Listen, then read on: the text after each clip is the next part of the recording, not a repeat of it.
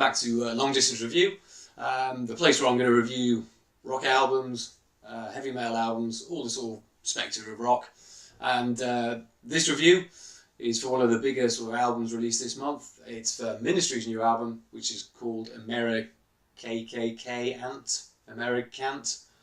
I'm going to call it Amerikkkant because I'm not too sure, but it's a nice little play on words from Al, as always. Amerikkkant, so Amerikkkant. Ministry, bit of history behind them.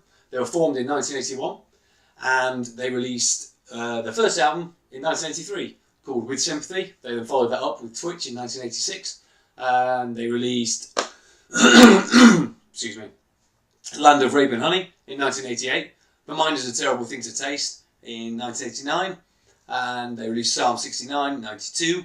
They then went on to release Filth Pig in 96, Dark Side of the Spoon in 99. Let me try and say this one right. Animositomina, got it wrong. Animositisomina. It's a palindrome of animosity. Anyway, they released that in 2003. They released Houses of the Mole in 2004, Rio Grande Blood in 2006, Last Sucker in 2007. There was then a hiatus, 5-year gap. They came back with Relapse in 2012, and finally, From Beer to Eternity in 2013. That was a long list. This is their 14th album. Now, Ministry actually started out as a synth pop duo in 1981, and With Sympathy in 1983 is a synth pop album. If you want to go check it out, it's on YouTube. The video for, I can't remember which song it is on YouTube. Completely different band to the Ministry we know and love nowadays. Al Jourgensen, unrecognisable, and let's just say that he doesn't really talk about that era that much.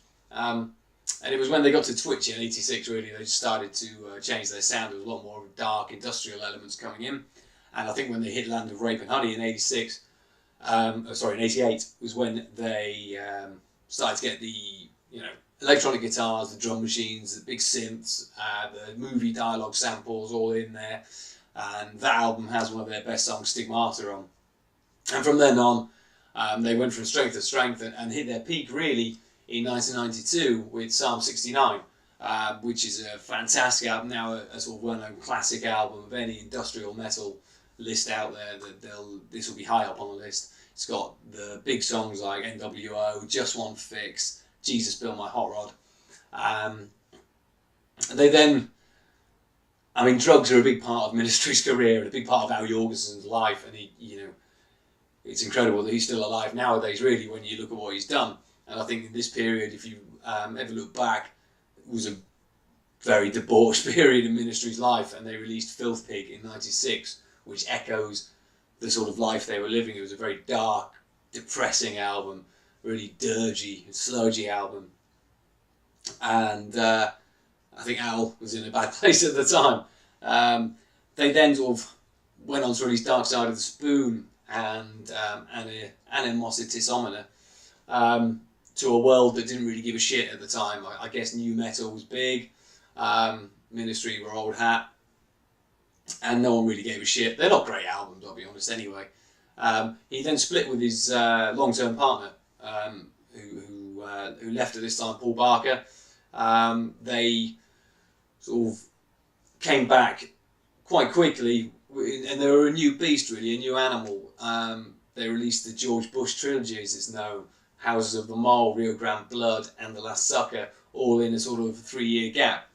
And Ministry, they felt reinvigorated. It was a lot more thrashier than anything they'd done before, but angrier and exciting and intense. And Al is spiteful best. And that was really, for me, Rio Grande Blood is their best album. I love that album.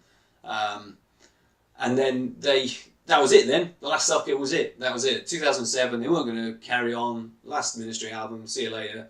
And then in 2012, they came back with the aptly titled Relapse.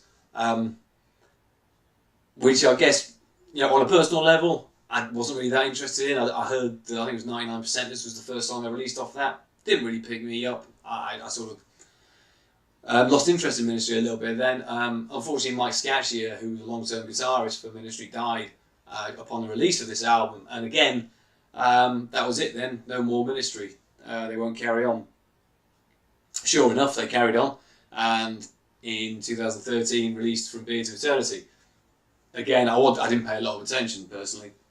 I know both those albums are sort of lukewarmly received. They're certainly not classic Ministry.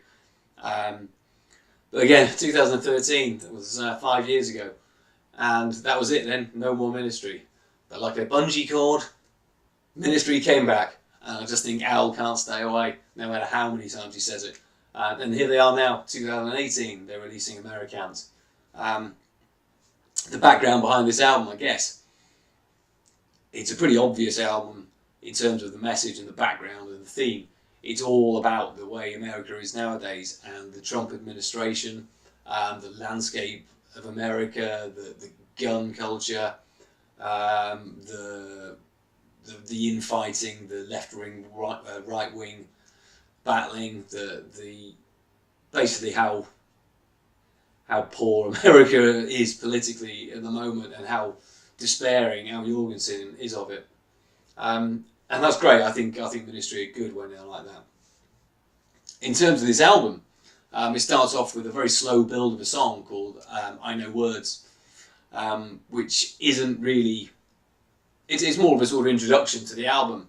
It's quoting Trump's Make America Great Again speech. It sets the theme for the album. I like the sort of Arabian element, musical element it has in it, and I quite like how it builds up and you think, oh, here we go, it's going to burst out now, and it's going to be a big sort of explosion of anger, but it doesn't. Twilight Zone kicks in, and it sort of surges and shifts and grinds. It's a very dirgy, it's 8 minutes long, and instead of exploding, it just sort of grinds along. It's not a terrible song, but it's a strange sort of opening track. It reminds me of like Scarecrow off Psalm 69 a bit.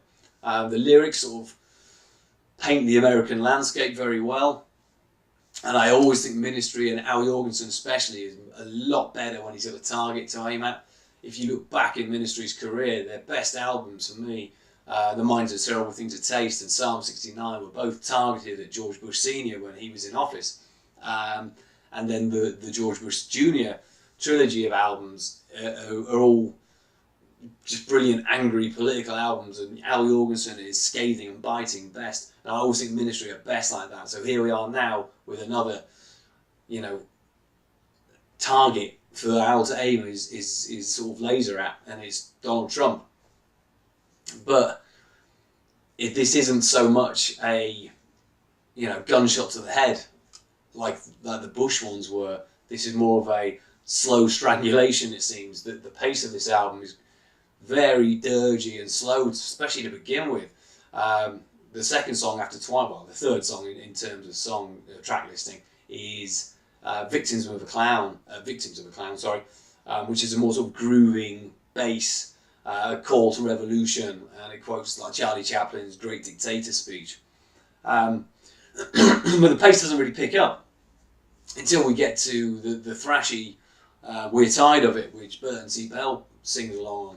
And that's when I think, oh great, here they go, here's Ministry, they pedal to the metal, off they go, this is the Ministry we've come to expect.